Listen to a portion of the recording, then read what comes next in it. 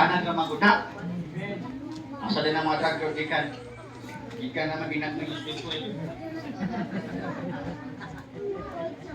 Di ba? Enhance lang. Suyang gamay. Kay curious. Sa sigig himo, nidako ang bisyo. Simbra na sa pag-ampo sa Ginoo.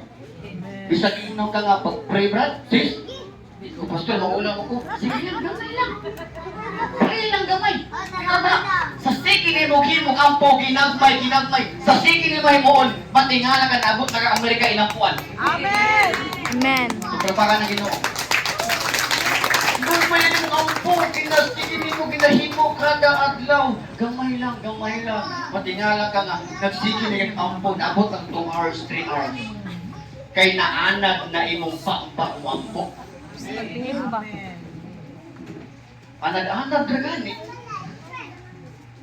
Kung dili po di mo itikangin mo tiil diha padong simbahan. Kung di mo anaron po, di mo lang ka nga. Kapoy mo, Lord. Next time na lang, Lord. Next time din lang simba. Ikapoy mo ko. Kaya wak man ka maanad. Ako naanad. Bisag ako. Gi-pray na ko, Lord. Bisag busy kayo ko. Tanawa. Ako nagtrabaho ako sa Pandalan. Weekdays chicken ko sa Pandalan. Cargo chicken.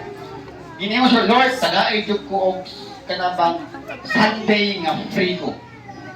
Or bisa nga ni ka ng trabaho nga kanang maka-absent o maka-leave ko log pag naay buluhaton. Well, pag regular na ko sa Pantalan, ingon tayo manager, asinta, imong stay Sunday. Okay ra ka na, ingon tayo, kung manager, okay kay sir?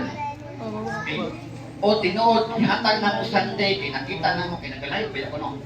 Nakita na mo nga naadyo ka sa bahan, hindi mo gusto mapagan ang mga buluhaton sa bahan. Pinakita ko din nila. Kasi sa trabahoan, magtrabaho mo dyan sakto. Di man po magtulog-tulog. No? 12 hours, mag-work kayo mata, mag-check sa kanang container van o simento, abono, mag-checking, di lang magulyaso, magawas nga wala na-check up. Magtrabaho mo yun. Muna, nakita siguro sa Ginoo. Nakita po sa mga tao na muna akong buhaton. Ihatag sa manager Sunday.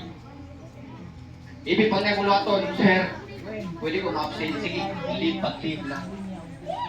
Pabor dili. Muna nga ipakita lang nimo diha sa Ginoo.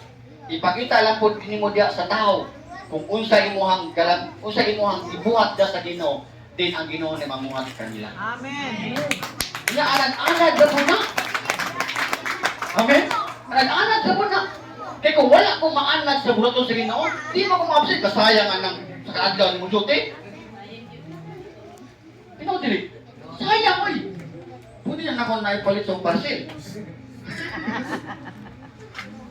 No? Pero kay naanad mo ko. Magani salamat, ginagang ko sawang masinugkan mo. Amen! Kaya kung asawa pa rin ako nag-assistant, trabaho! Ikaw lang. Kaya kung taga-apat ang partner po na materialistic, undang yung pangalaga sino, magtuot na yung panarbaho.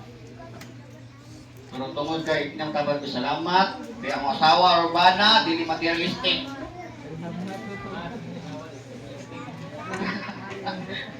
Amen? Ikaduha, di mailhan. Una, kay natumang unahon ng Ginoo. Ikaduha, sa dihang malipay siya sa pagtuman sa kabubuton sa Diyos. Kasi nalipay ka pagtuman sa kabubuton sa Diyos. Amen. Amen. At ang palakpakan ng Ginoo. Nalipay na pa ta. Labi na kung ikaw, i-assign ka tira, ayaw pahulbol. Amen. Hello? Kung ibutang ka tira, ibutang, ikaw magdala sa children's department, ikaw sa brotherhood, sa women's department, sa youth, ayaw balibad. Because kung sa na, the will of God, dapat kung ikaw hantong sa anon, malipay ka nga, uy, grabe, billions of people, iya kong gigamit. Amen! Amen? Grabe ka privilege. Billions of people, ipangita ka sa Ginoo, itawag ka niya kay nakita ang Ginoo nga doon na kay potensyal siya diyan niyarian. Amen. Hello? Ipan ginoo, you are potential. Potential jud kay ka. Kita daw sa mandog, gabi ang potential diri ha.